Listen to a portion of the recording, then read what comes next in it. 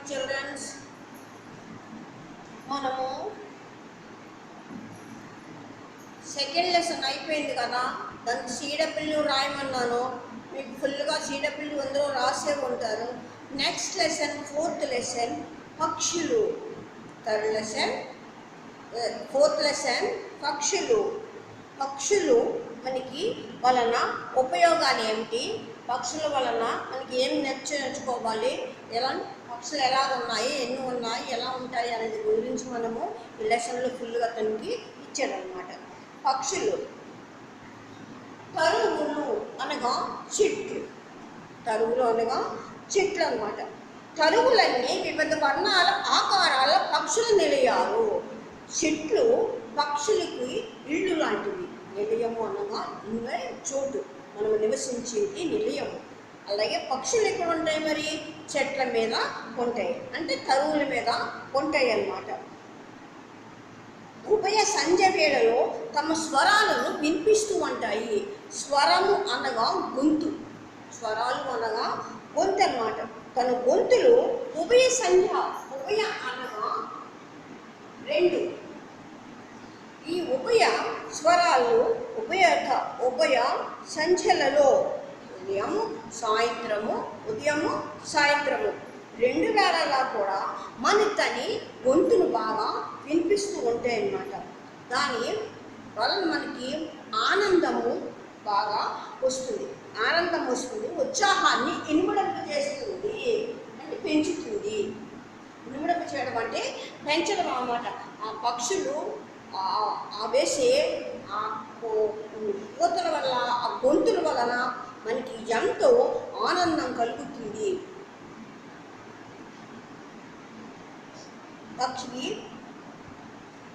పేరు తెలియనైనా పక్షులు మన చుట్టూ, పేరు తెలియనివి తెలుసునివి మన చుట్టూ ఎన్నో రకరకాల పక్షులు ఉన్నాయి. కొన్ని పక్షుల పేర్లు అయితే మనకు కొన్ని తెలియనివి కూడా చాలా ఉన్నాయంట. తెలుసున్నవి కాకుండా ఇంకా తెలియనివి రకరకాల ముక్కులతో, రకరకాల గొంతులతో, రకరకాలుగా చిన్న పెద్ద మీడియం అన్ని రకాలు కూడా మనకి వివిధ రకములైన పక్షులు మనకి తెల్లవారితే కనిపిస్తూ ఉంటాయి. పక్షులన్నీ రెక్కలు టపటపలాడిస్తూ గాలిలో రివ్వును ఎగురుతూ నీటి అలలపై కిరటాలు కొడుతూ విప్పుకున్న రెక్కలతో వినివేదికి ఆనందాన్ని కలిగిస్తాయి. కొన్ని రెక్కలు టపటపలాడుకుంటూ ఎగురుతూ ఉంటే, కొన్ని కావుంటే కొన్ని పక్షులు అలాగా, కొన్ని కిచకిచకిచకిచకిచమని కొన్ని పక్షులు అలాగా రకరకాల సౌండ్ రకరకాల అరుపులతో రకరకాలుగా మనకి వినిపిస్తూ చక్కగా ఎగురుతూ ఉంటే చూడడానికి చాలా అందంగా ఉంటాయి. అలా చూస్తూ ఉండిపోవాలని అనిపిస్తుంది మనకి. వినివేదికి ఆనందానికి పక్షములు కలిగినవి. పక్షి అనగా రెక్కలు, పక్షి అనగా పక్షము అని అర్థము, అనగా పక్షము అని అర్థం అన్నమాట. అనగా రెక్కలు కలిగినది, అనగా రెక్కలు కలిగినది. పక్షికి పక్షము, ఖగము, పెట్ట, విహంగము, కీచరము, పతంగము, పర్ణసి, పాతి వంటి పేర్లు ఎన్నో ఉన్నాయి. నేను మీకు చెప్తూ ఉన్నాను కదా, మనకి ఎన్ని పేర్లు అయితే ఉన్నాయో, రకరకాల పేర్లు ఒక మనిషికి, అలాగే ఒక పక్షులు కూడా మనం అనేక రకాల పేర్లతో మనము పిలవచ్చు అన్నమాట. అలా ఎన్నో పేర్లు ఉన్న ఈ పక్షులంటే పిల్లల నుండి పెద్దల వరకు అందరికీ ఆసక్తి. అందరికీ కూడా మనకి ఆసక్తి అంటే కుతూహలము, ఆసక్తి అనగా కుతూహలము, ఎవరికైనా కూడా ఇష్టం అన్నమాట. పక్షులు ఇష్టపడిన వాళ్ళు, దానితో చూసి ఆనందపడని వాళ్ళు ఎవరు ఉండరు అన్నమాట. ఇప్పుడంటే బహుశా అంతస్తుల్లో గృహ సముదాయాలతో నిండిన పట్టణంలోని పిల్లలకు ఈ పక్షుల గురించి ఆలోచన, అవగాహన తక్కువ. మనకి ఇప్పుడు ఈ అపార్ట్మెంట్లలోకి వచ్చేసాక ఈ అపార్ట్మెంట్ల లోపల తలుపులేసుకుని కూర్చోవడము, పెద్ద పెద్ద బిల్డింగ్లు కట్టడము, లోపలే మనకు ఉండిపోవడం వలన మనకి పట్టణాల్లో ఉండే మనలాంటి వాళ్ళకి దాని ఆనందము మనం ఎక్కువ పొందలేకపోతున్నాము.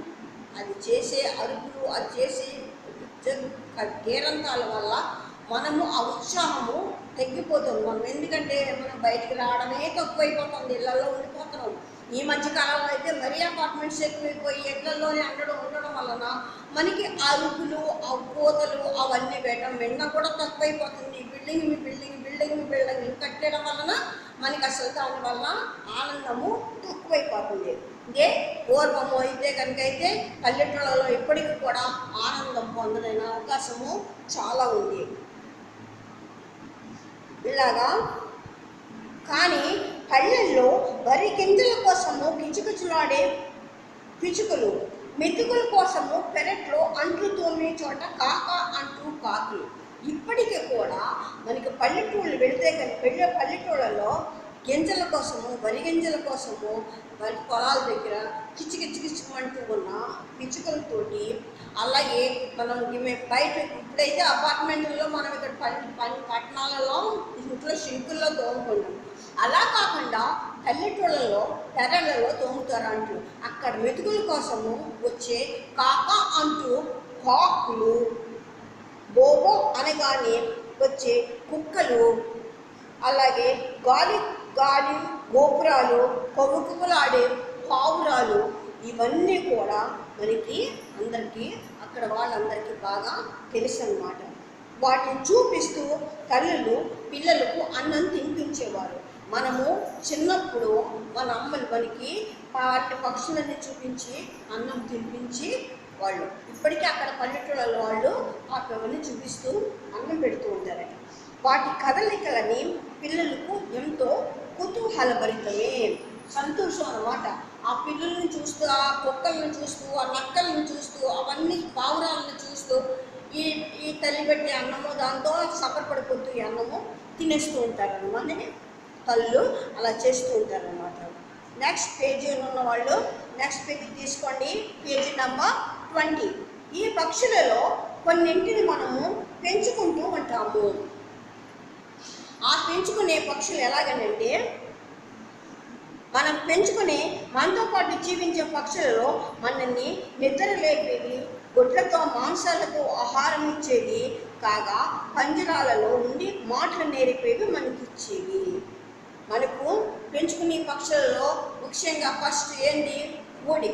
తెల్లవారి 4 గంటలకు 5 గంటలకి ఒక్కరోపు అంటూ అన్ని నిద్ర లేపుతుంది. అది అన్నిటికీ అన్ని ఊళ్ళల్లోనూ ఉన్నదే. అలాగే తన గొడ్లతో మాంసంతో మనకు ఆహారం ఇచ్చేది. కోడి మాంసం మనం తింటాము, అలాగే తన గుడ్లు కూడా మనం తింటాము. దానివల్ల కూడా మనకి ఉపయోగం ఉంటుంది. నెక్స్ట్ ఇంకా అది అలా కాకుండా అలాగైక మళ్ళా కొన్ని పంజరాల్లో పెట్టి మాటలు నేర్పి కాలక్షేపం ఇస్తాయి. దేనికి? చిలుకలు. మనము చిలుకని పంజరాల్లో పెట్టుకుని దానికి మాటలు నేర్పి ఆ మాటలు విని మనం ఆనందంగా ఉండడానికి దాని గింజలు అవన్నీ వేసి పెట్టి దాని మాటలు నేర్పి దాని మాటలతో మనము సంతోషం పొందుతాము. మరికొన్ని మిగిలిన పక్షులలో కొన్ని ఈకలతో విసిరికర్రలు పనికొచ్చేవి ఉంటాయి. కొన్ని ఈకలతోటి విసిరికర్రలు, కాకీకలతోటి విసిరికర్రలు చేస్తారంట. అవన్నీ మనకి విడుదలకి వస్తూ ఉంటాయి.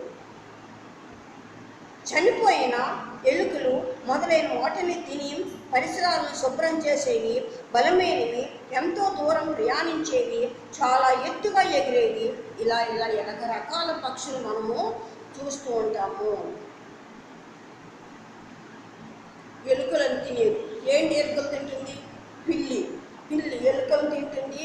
అలాగే చనిపోయిన వాటిని కొన్ని జంతువులు తింటూ ఉంటాయి. నెక్స్ట్ అలాగే దూరంగా ప్రయాణం చేసేవి, దగ్గరగా ప్రయాణం చేసేవి, అలా రకరకాల పక్షులు మనకి చాలా కనిపిస్తూ ఉంటాయి. మనుషులు కరేబరాలను తినేసి చిన్న చిన్న జంతువులను, పసిపిల్లలను ఎత్తుకొని కరేబరాలను శవాలను తినే జంతువులు, అలాగే పసిపిల్లలను ఎత్తుకుపోయే జంతువులు, ఇవన్నీ కూడా మనకి ఉన్నాయి. ఇదివరకటి కాలంలో రాయడానికి, రంగు వేయడానికి పక్షులు ఈకలను ఉపయోగించేవారంట. పక్షులు ఈకలు తీసుకొచ్చి ఆ ఈకలతోటి రాయడము చేసుకునేవారంట. మనుషులు పక్షులు ఒక చోట నుండి మరి ఒక చోటకు వెళ్ళి ఉండడాన్ని వలస వెళ్ళడము అంటారు. పక్షులు ఒక చోట నుండి ఇంకొక చోటకి వెళ్ళి ఉండటానికే వలస వెళ్ళడము. ఒక చోట ఉండవు పక్షులు ఎప్పుడు. ఇవాళ ఇక్కడ ఉంటాయి, 2 రోజుల తర్వాత చూస్తాం ఇక్కడ కనపడదు, ఇంకో చోటకి వెళ్ళిపోతుంటాయి. దాన్ని వలస వెళ్ళిపోవు. ఒక చోట నుండి ఇంకొక చోటకి మారడాన్నే వలస వెళ్ళడము అంటారు. అనుకూల వాతావరణాన్ని వెతుక్కుంటూ వెళ్ళే పక్షుల వలన వాటి సంతానము వృద్ధి చేసుకోవడానికి వివిధ ప్రాంతాల్లో విభిన్న పక్షులు పెరగడానికి ఉపయోగపడుతుంది.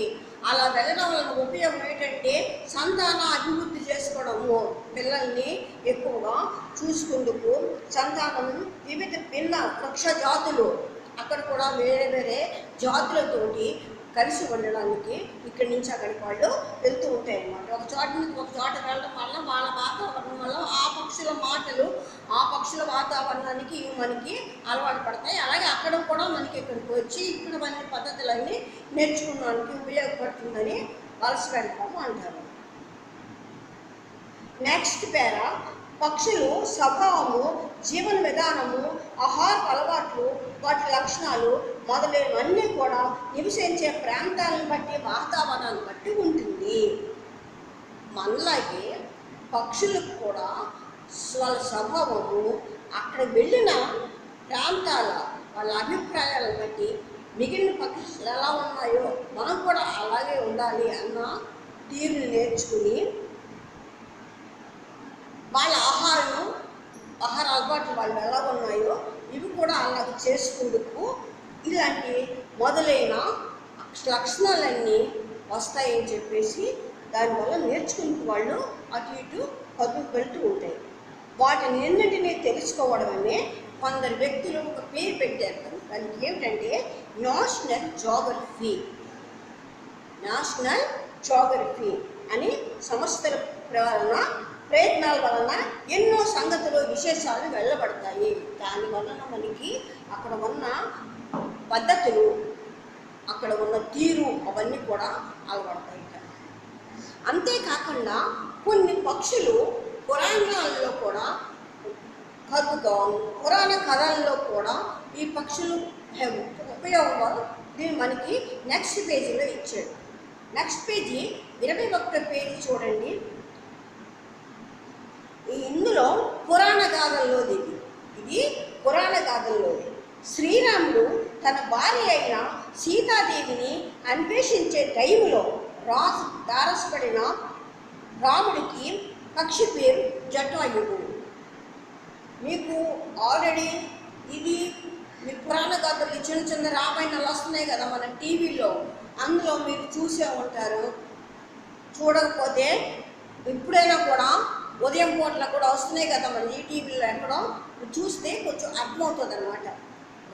శ్రీరాముడు భార్య సీతాదేవిని రావణాసురుడు ఎత్తుకుపోతున్నప్పుడు అది జటాయువును ఒక పక్షి చూసి శ్రీరాముడు బాధతో ఉండగా శ్రీరాముడి దగ్గరికి వెళ్ళగా సీతాదేవిని రావణాసురుడు ఎత్తుకుపోయాడు అని చెప్పింది ఒక పక్షి. దాని పేరు జటాయువు. అలాగే సీతను అపహరించిన రామునికి ఎదురు వెళ్ళి సీతను రక్షించాలని చేసే రెక్కలను పోగొట్టింది. అది కూడా జటాయువు రెక్కను పోగొట్టి వచ్చేసి తను అలా ఆ యుద్ధంలో అలా ఉండగా తన పాపం ఒక రెక్క విరిగిపోయిందంట నక్షత్రం వెళ్ళేటప్పటికి. దాని పేరు జటాయువు. అలాగే విష్ణుమూర్తి వాహనము గరుత్మంతుడు అనే పక్షి. విష్ణుడి వాహనము కూడా తను వెళ్ళేది పక్షి జటాయువు గరుత్మంతుడు.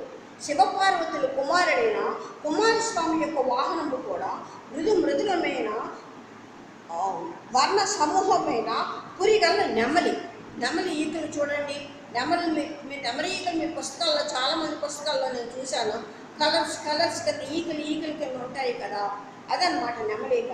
అలాంటి నెమలి వాహనం మీద విష్ణుమూర్తి కుమారస్వామి వెళ్తూ ఉంటాడు. అలాగే ప్రాంతాల నెమలి అభయమిస్తున్న వారి కోసము ప్రాణాల సైతము లెక్క చేయని ఒక గొప్ప కవి శివి చక్రవర్తి కథలో పరీక్షించే ఇంద్రుడు డేగ అవి కూడా పక్షి రూపాలే. నేను నీకు అభయం ఇస్తున్నాను అని కథలో శివి చక్రవర్తి కథలో పక్షి ఇంద్రుడు డేగ రూపాల్లో వచ్చి రక్షించింది కూడా పక్షి రూపాల్లోనే వచ్చాయట. మన దేశానికి భారతదేశం అనే పేరు రావడానికి కారణమైన భరతుడి తల్లి అయిన శకుంతల అని పేరు రావడానికి కారణమైంది పెంచింది కూడా శకుంతలే. ఇది మనము చదివి ఆనందించే రామాయణ కథకు మూలము కౌంచ పక్షులే. ఈ రామాయణ కథలు చదివి దాని అర్థము చెప్పి మనకు అర్థమయ్యేటట్టు వచ్చింది కూడా ఈ పక్షుల వల్లే. వెన్నెల కోసము ఎదురు చూసే పక్షి కూడా చకోరమని, అది కూడా పక్షి. అలాగే వర్షానికి ఎదురు చూసే పక్షి కూడా చాతకమని. ఇవన్నీ కూడా మనకి పక్షుల వలనే మనకి పుస్తకం అంతా రాయబడింది అన్నమాట. పావురాలను పెంచితే శాంతి కలుగుతుందని పెద్దలు చెప్పడం వలన ఈ చాలామంది వీరికి పావురాలు పెంచుకుని దాన్ని ఇంట్లో ఉంచుకుంటూ ఉంటారన్నమాట. ఇంకా పక్షులు మనుషులకు గల సామ్యం తెలిపేటప్పుడు పాప పలుకులు చిలుక పలుకులు పక్షులు మనుషులు గల సామెతలు చెప్తూ ఉంటారు అన్నమాట. చిన్నపిల్లలు ఏదైనా మంచి మంచి ముద్దు మాటలు పలికేటప్పుడు పలుకులన్నీ పలుకుతుంటే దానిని చిలక పలుకుల్లా పలుకుతున్నాడు. చిన్నప్పుడు చిన్న పిల్లలు చూడండి చిన్ని మాటలు మాట్లాడుతూ ఉంటారు. దాన్ని ఎవరితో పోలుస్తాము? చిలుకతో పోలుస్తాము. అది కూడా మనకి పక్షులతో పోల్చినట్టే అయిందనమాట. ఎవరిదైనా అని వాడి ముక్కు గల గద్ద ముక్కులా ఉంటే వర్ణించి చెప్తానంటూ పిల్లలు చూడండి, ఎవరిదైనా ముక్కు కొంచెం పెద్దగా ఉంటే ఆ ముక్కుని గ్రద్ద ముక్కుతో పోలుస్తారు. గ్రద్ద ముక్కుతోటి పోలుస్తూ ఉంటారు అన్నమాట. చిన్న కార్యాల్లో చిన్నపిల్లలు ఘనకార్యాలను సాధించడమో అపారమైన తెలివితేటలను ప్రదర్శించడమో చేస్తే ఆ పిల్లవాడికి పిట్టు కొంచెము కోతగలము అని చెప్తూ ఉంటారు. చిన్న పిల్లోడు పెద్ద పనులు చేసినా పెద్ద మాటలు మాట్లాడినా చిన్నవాడైనా పెద్ద మాటలు మాట్లాడుతున్నాడు అనేదాన్ని పిట్ట కొంచెము కోతగలము. చిన్న పిట్ట కూడా పెద్ద కోతకు వస్తుంది అన్నమాట. దాంతో పోలుస్తూ ఉంటారన్నమాట. ఇలా ఎక్కడెక్కడికో వెళితే ఉత్తరాల గురించి వెళ్ళేటప్పుడు తోకలేని పెట్టి 90 ఆమడలు పోతుంది అంటారు. పూర్వము ఇప్పుడైతే సెల్ ఫోన్లు ఇవన్నీ వచ్చాయి, కానీ పూర్వము ఉత్తరాలు రాసేవారు అన్నమాట. ఎక్కడో అమెరికాలో ఉన్న ఉత్తరం కూడా మనకి 20 రోజులకు 15 రోజులకు మన ఇంటికి ఇక్కడికి చేరేది.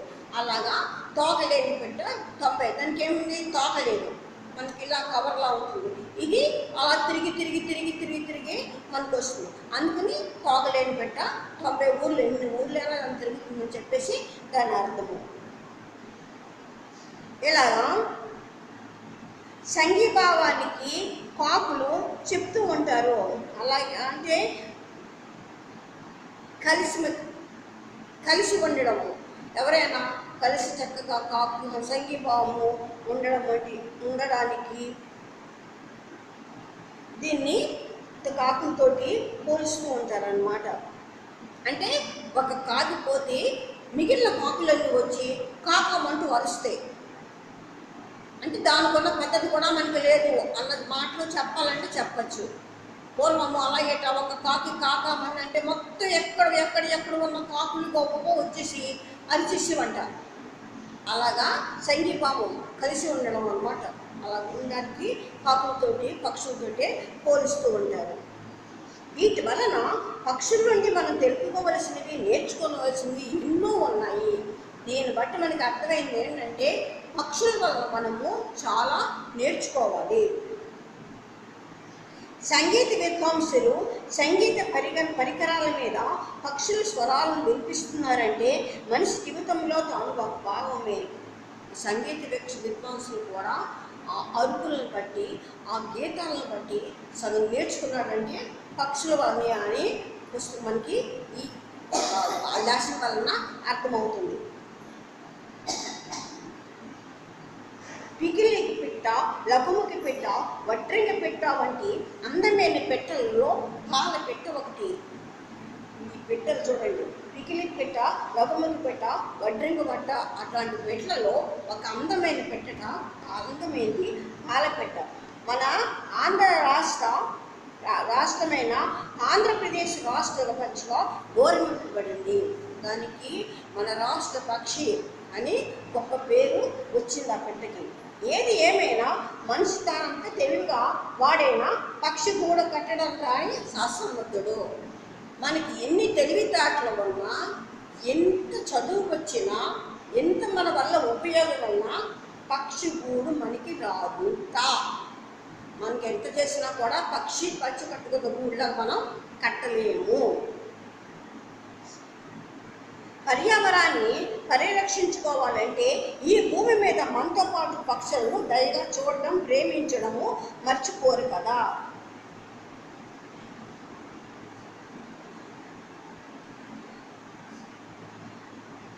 మనము